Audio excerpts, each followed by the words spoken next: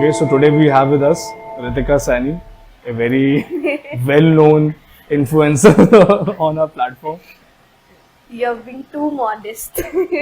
No, it's fine. So, Ritika, I'll give a brief over Ritika that she is basically, she goes on Instagram, she goes by Fubu Diaries, which is food and book Yes, diaries, right? And you do food reviews, you also read books, you also review books that you yes. read, right? So that's what we know about us. How about you give us, tell us more about yourself? Okay, so like I'm currently doing my engineering, and with that, like we all know that how much time engineering students have. So, and I've got a love for food and books, so I wanted to share with people. So that's why I started it like as a side thing. So yeah, it's going pretty well. I'm here. Right, nice. So now let's get down to the questions. What made you attract, or what made you like attracted towards social media? Um, I think the networking that I can get with people, like I can connect with people. Like recently, I connected with authors, so which I really like, and we talked about books and people. Like in Jabalpur, also I've seen like now there are many because of certain communities, but previously there wasn't many people who were into reading, and so I couldn't discuss a lot of books with people. So yeah, that was the reason that I started this, that I can meet people and contact with them like that. Yeah. Right. So how did you come to know about Instagram and how did you begin with using Instagram? वो तो बचपन से ही बचपन से मतलब ही. हाँ. So at what point did you decide कि I want to make a social media page or I want to be an influencer? um, I think it was after lockdown when influencer marketing was blooming and everyone like in Jabalpur also people started like food Jabalpur and everyone. So yeah, so I thought like if they are doing so, I can also do it, and it will be a good time. Like I'll get to go to new places and explore more Right. So why did you choose this food and book niche? because I love it, You and loved it. because like I'm very passionate about food and books, and like I'm a Punjabi, so food is like run through my veins. It runs to everybody's veins, but I think Punjabis are like more inclined towards food. So yeah, that was it. And books, I really love reading books since I think ninth standard I started reading, and since then I haven't stopped. So yeah. So we don't see much of like these book-based influencers. Yeah. So can you like tell us more about it? Like what is it about? How do you influence? What does an influencer do with books? Okay, so like in Instagram, like they have these terms like for food you go by Foodstagram, and Hmm. so similarly with books you have this Bookstagram thing. So there's a whole community of Bookstagram, and like where people share their like the girls usually share like fictional men are the best and some things like that, and we rate books. Like there are book houses like Penguin is there, which is very famous, and they send you free books, like the authors which are currently launching books, so they give you a free copy to review and then post it on their page. So it's worked like that. Hmm.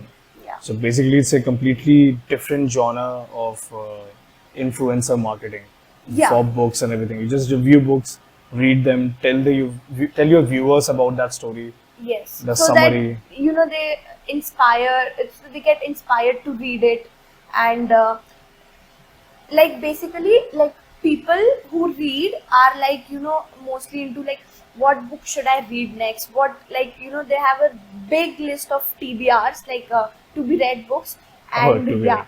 so so like even I have like 50 books in my TBR, but I don't know what to read next. So these pages or these influencers, you know, it's like whatever book is trending in Bookstagram, people try to read that. So to keep up with the trend, to keep up with the memes. Like similarly with movies and series. So it's like that. Okay. So how did you start with your influencer journey? Like finding this niche of food and books and then starting your own page. So tell our audience about it. Like how did you begin with that? Mm, See, initially, so I was a little nervous and scared that what people will say, like why is she posting, like अगर read कर रही है तो कर लेना मतलब बता ही रही है. But then I thought that rest of the people are also doing it, and I saw it as an opportunity to, be out there and be connected to people.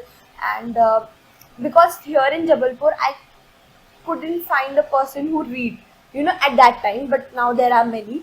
But at that time, I couldn't get, connect with people who read. But due to Fubu, like I have met people who read, and it's a good place now.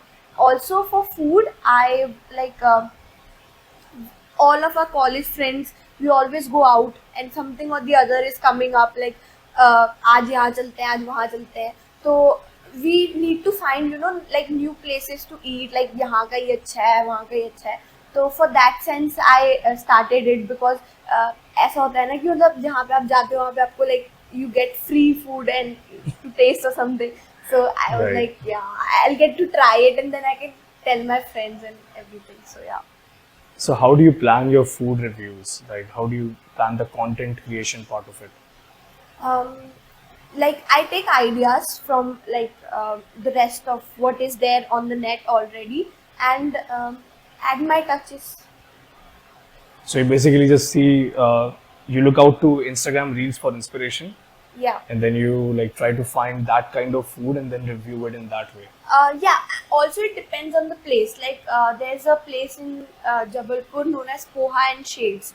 So they have a community of special people, and they cook, like they are deaf and mute people, so they cook food over there. So that was something new for me, and I don't think there's many places on the net that has such community. So for that, you have to make content on your own with your heart, all there. So yeah, Right. it So depends on the situation. when did you start your influencer journey? Like Fubu Diaries, when did you start that? Like like the first post which you will see is of, I think, 2022, but I wasn't very active then. I because of college and exams and everything and training everything. So I wasn't very active on that. But since this year, 2024 January, I'm very active in that, and like since then, I think it has grown a bit. So what are the changes are you seeing in influencer marketing stuff? Like how was it back in January, or even though it's like 4 months, but there have been some changes that you might have observed. Even how did you evolve your content creation in that time?